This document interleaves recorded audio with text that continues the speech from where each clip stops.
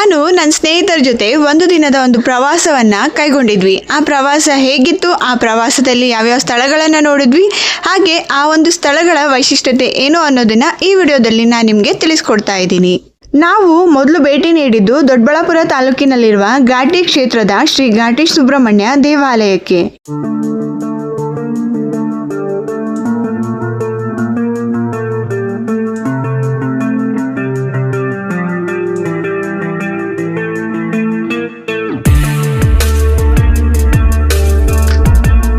ಈ ದೇವಾಲಯದಲ್ಲಿ ಒಂದೇ ವಿಗ್ರಹದಲ್ಲಿರುವ ಸುಬ್ರಹ್ಮಣ್ಯ ಸ್ವಾಮಿಯನ್ನು ನಾವು ಮುಂಭಾಗದಲ್ಲಿಯೂ ಹಾಗೂ ಹಿಂಭಾಗದಲ್ಲಿ ಇರುವ ಶ್ರೀ ಲಕ್ಷ್ಮೀ ನರಸಿಂಹಸ್ವಾಮಿಯನ್ನು ಕನ್ನಡಿಯಲ್ಲಿಯೂ ವೀಕ್ಷಿಸಬಹುದು. ದೇವಸ್ಥಾನದಲ್ಲಿ ಪ್ರಸಾದವನ್ನು ನೀಡಲಾಗಿತ್ತು. ಅಲ್ಲೇ ತಿಂಡಿಯನ್ನು ತಿಂದು ನಾವು ನಮ್ಮ ಪ್ರಯಾಣವನ್ನು ಮುಂದುವರಿಸಿದೆವು.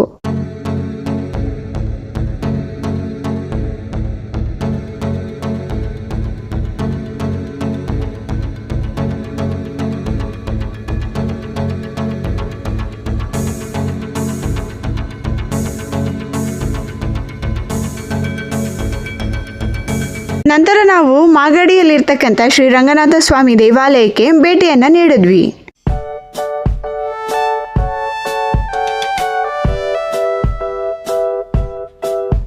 ಈ ದೇವಾಲಯದಲ್ಲಿ ಗರುಡ ಸ್ವಾಮಿ, ಆಂಜನೇಯ ಸ್ವಾಮಿ, ಸೀತಾಮಾತೆ, ಮಹಾಲಕ್ಷ್ಮಿ, ನಿಂತಿರುವ ರಂಗನಾಥ ಸ್ವಾಮಿ, ಮಲಗಿರುವ ರಂಗನಾಥ ಸ್ವಾಮಿ, ಬೆಳೆಯುತ್ತಿರುವ ರಂಗನಾಥ ಸ್ವಾಮಿ ಹಾಗೂ ಗೋಪಾಲಕೃಷ್ಣ ಸ್ವಾಮಿಯನ್ನು ನಾವು ದರ್ಶನ ಮಾಡಬಹುದು.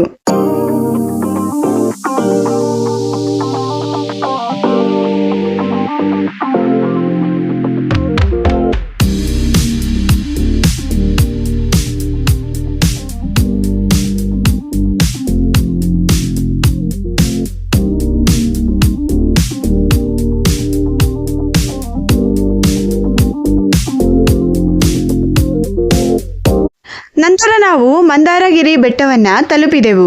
ಈ ಒಂದು ಬೆಟ್ಟವನ್ನ ನಾವು ಜೈನ ಧರ್ಮದ ಪ್ರತೀಕ ಅಂತಾನೆ ಹೇಳ್ಬೋದು. ಈ ಬೆಟ್ಟದ ತಪ್ಪಲಿನಲ್ಲಿ ನವಿಲಿನ ಗರಿ ಆಕಾರದ ಒಂದು ಗುರು ಮಂದಿರವಿದೆ. ಬೆಟ್ಟದ ಮೇಲೆ ಜೈನ ತೀರ್ಥಂಕರರ 4 ಬಸೀದಿಗಳಿವೆ. ಬೆಟ್ಟದ ಕೆಳಗೆ ಮೈದಾಳ ಮತ್ತು ಪದ್ಮಾವತಿ ಎಂಬ ಕೆರೆಗಳಿವೆ. ಇಲ್ಲಿ ಬೋಟಿಂಗ್ ವ್ಯವಸ್ಥೆ ಕೂಡ ಇದೆ. ಅಷ್ಟೇ ಅಲ್ಲ, ಇಲ್ಲಿನ ಒಂದು ಪ್ರಕೃತಿ ಸೌಂದರ್ಯ ಕೂಡ ತುಂಬಾನೇ ಸುಂದರವಾಗಿ ಇದೆ ಹಾಗೂ ಮನಸ್ಸಿಗೆ ತುಂಬಾನೇ ಮುದವನ್ನು ಕೂಡ ನೀಡುತ್ತದೆ.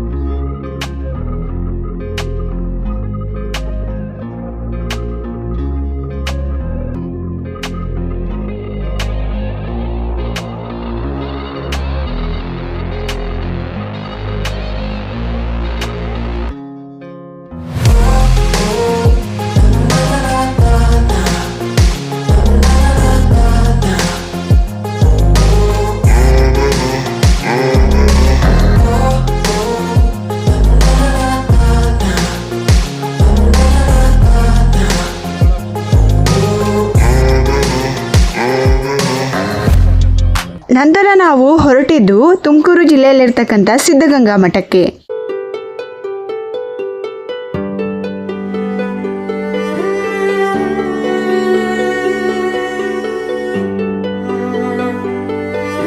ಈ ಮಠದಲ್ಲಿ ವಿದ್ಯಾರ್ಥಿಗಳಿಗೆ ವಸತಿಯೊಂದಿಗೆ ಉಚಿತವಾಗಿ ಶಿಕ್ಷಣವನ್ನು ಸಹ ನೀಡಲಾಗುತ್ತದೆ.